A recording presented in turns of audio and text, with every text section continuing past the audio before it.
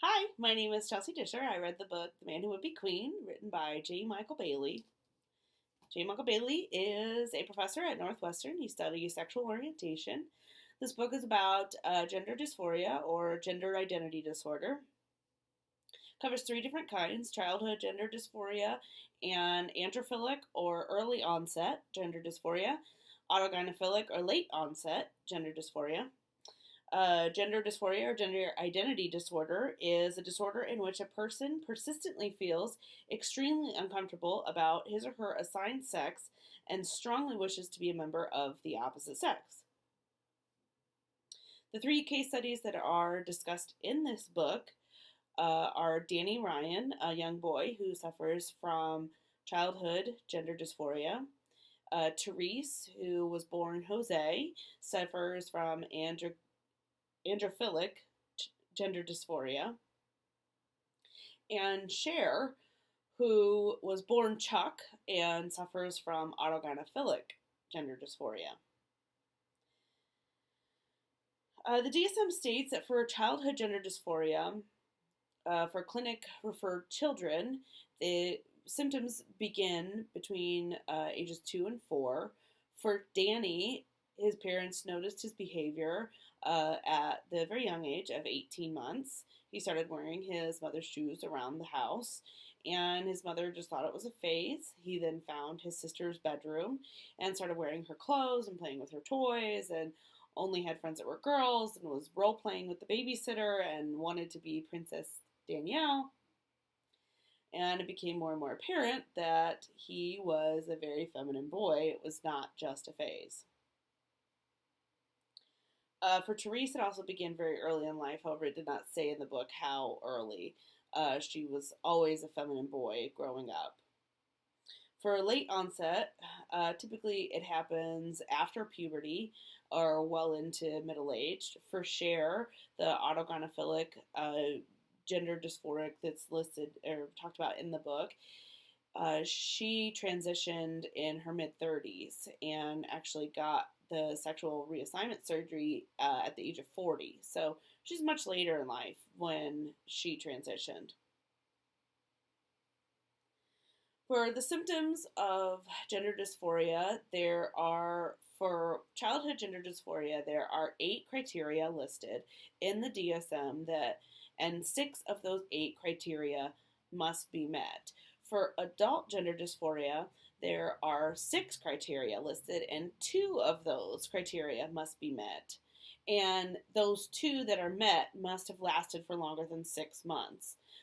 Along with the criteria, the child or person must be experiencing distress in social situations, important functions, situations such as for children in school or for adults like at the workplace.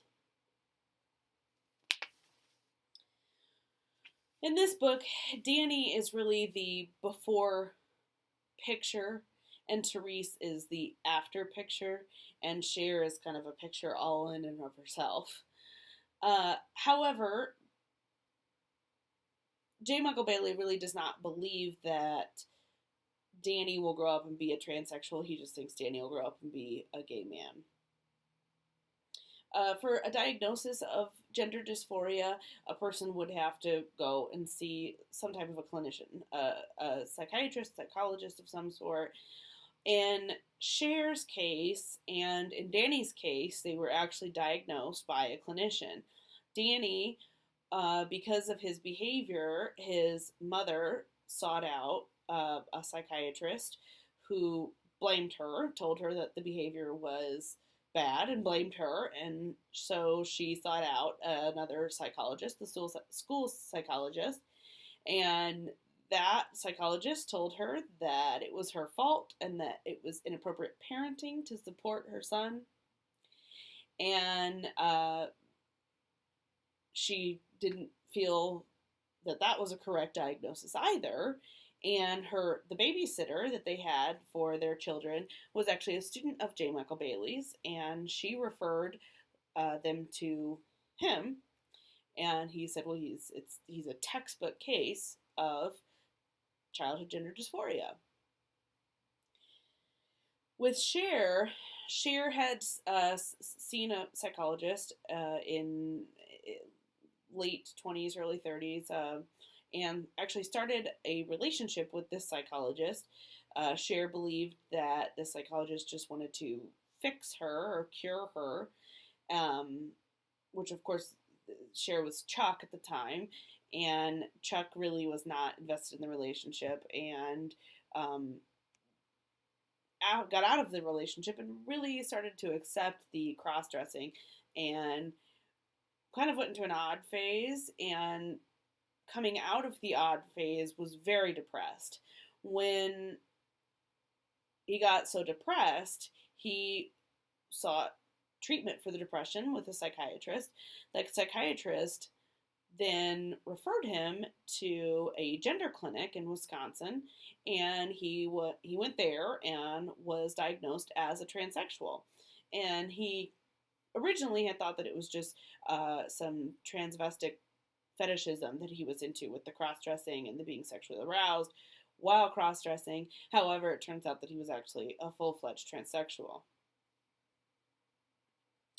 Therese was really more of a self diagnosed gender dysphoria, which a lot of people don't seek treatment for, don't seek any type of treatment as far as any type of therapy or whatnot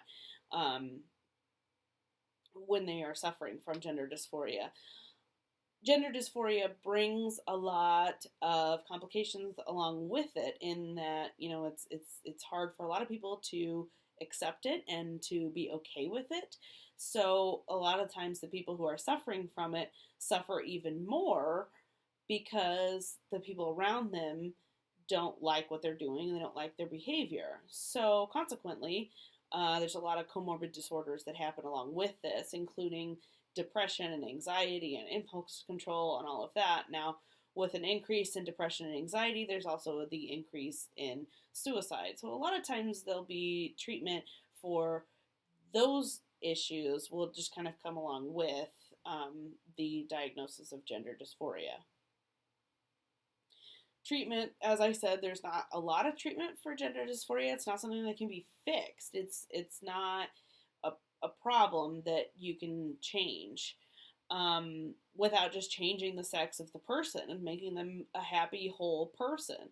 So the treatment is basically that, to find a doctor and get on hormones and begin to transition from, in the case of this book, transition from male to female.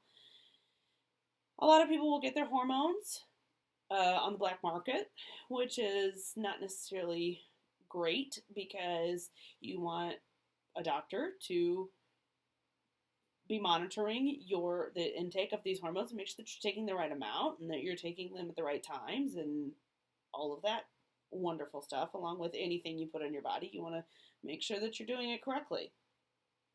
And then a lot of times they want to seek some type of psychological treatment along with the transition, just to kind of help the transition go smoothly in their own mind.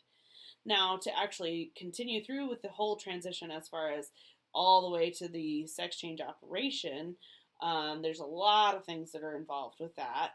And they come with, having hair removal and there are classes you can go to make you sound like a woman, to make you talk like a woman, to make you speak like a woman, and not just the way your voice sounds, but the way you say things, because women speak differently than men do. And to learn how to walk and move like a woman, because again, women move differently than men. Then you can have, of course, plastic surgery to have your body and to have your body and your face reconstructed to look more like a female's body, with whether that be with breast implants or with some type of injection in your buttocks or your hips or any of that situation. You can also have your face reconstructed to make it look more like a woman's face. You can have your Adam's apple shaved. So there's a whole plethora of plastic surgery you can have to make yourself look more like a woman.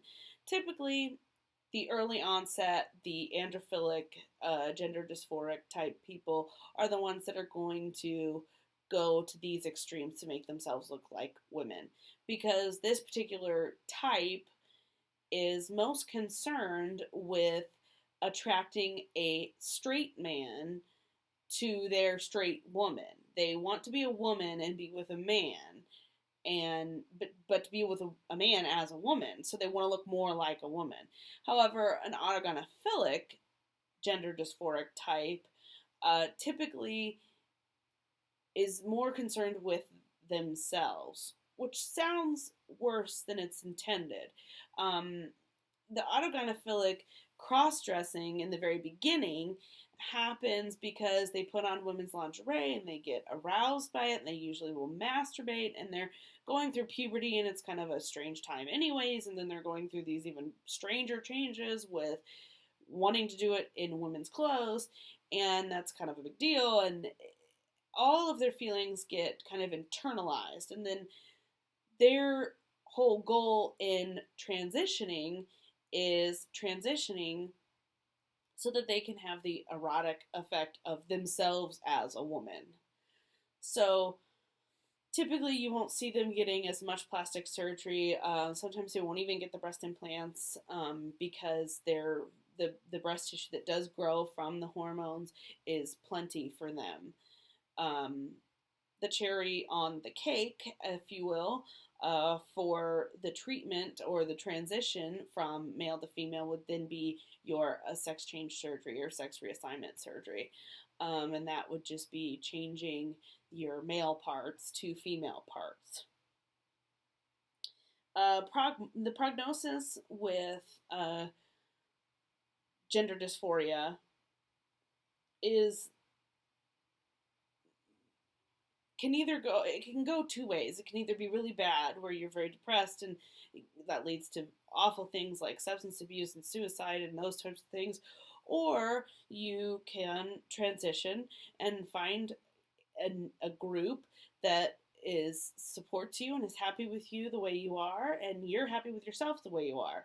If you look at Therese and Cher, they are both living as women now. They've both had the sex change operations. They are both women. I mean, if you were to see them naked, they would look like women as far as their parts go. They're both extremely happy with their lives and the way their lives are now. And neither one of them regrets their surgery. And studies show that a lot of times people that go through the transition of changing themselves from one gender to another gender do not have regrets. There's a very, very small percentage that actually regret the decision to change sex. And that's a large part of the argument of it's not really a problem. This isn't a problem. It's just something that just needs fixed. The person isn't mentally ill. They just need to be fixed. They just need their body fixed so that their mind can be on the same plane.